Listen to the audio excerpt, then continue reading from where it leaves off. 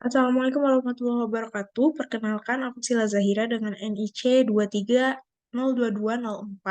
Hari ini akan menjelaskan mengenai materi ke-6 atau sesi ke-6 mengenai konsep academic adjustment dengan SMART goal, gitu ya. Oke, di next.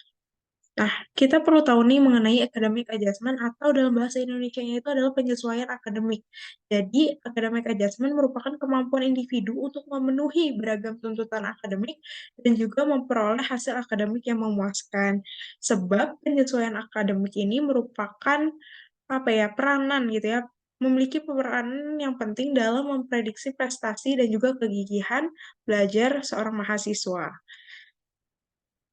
Nah, seseorang itu dapat melakukan penyesuaian akademik dengan baik ketika yang pertama mereka itu memiliki motivasi dan juga tujuan akademik. Yang kedua, percaya dengan kemampuan yang dimiliki.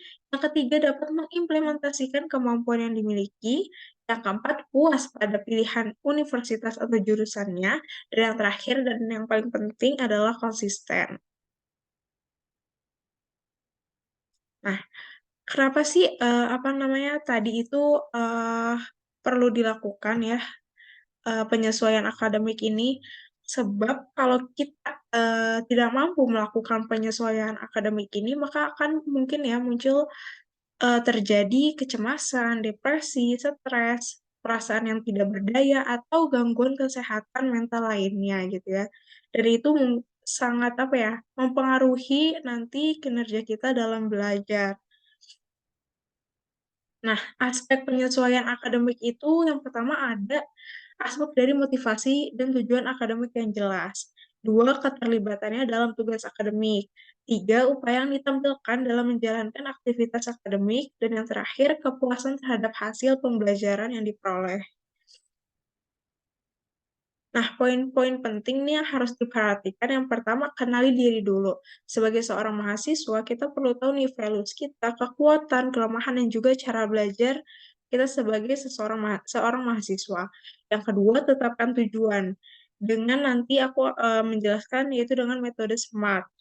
Terus yang ketiga, buatlah subtujuan dalam menggapai tujuan tersebut terhadap langkah-langkah atau step-step dari tujuan yang kita sebut dengan subtujuan. Yang keempat, buatlah perencanaan pribadi. Karena yang tahu diri kita itu kan diri kita sendiri. Jadi kita perlu nih rencana-rencana pribadi yang harus kita buat.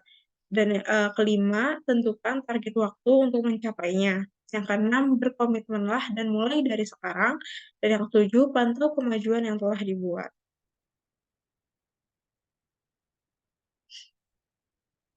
Lalu aku akan ngejelasin mengenai metode SMART Goal, di mana SMART itu adalah singkatan dari specific, measurable, achievable, relevant, dan juga time-based atau time-bound ya. Nah, dalam penyesuaian akademik itu perlu banget namanya spesifik gitu ya. Spesifik itu diartikan sebagai eh, tujuan yang jelas, fokus, tidak ambigu, dan dipaparkan dalam bahasa yang lugas dan tegas gitu ya.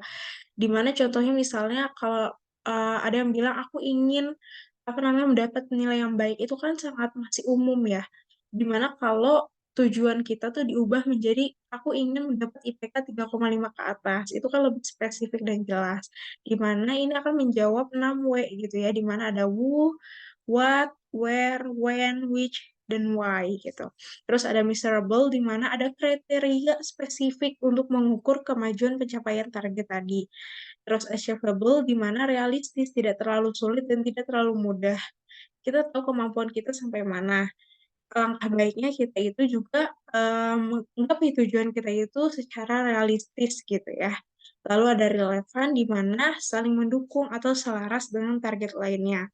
Dan yang terakhir yang paling penting juga adalah time base, yaitu memiliki kerangka waktu atau deadline. Jadi tujuan-tujuan, subtujuan ini baik gitu ya dengan adanya kerangka waktu atau deadline gitu.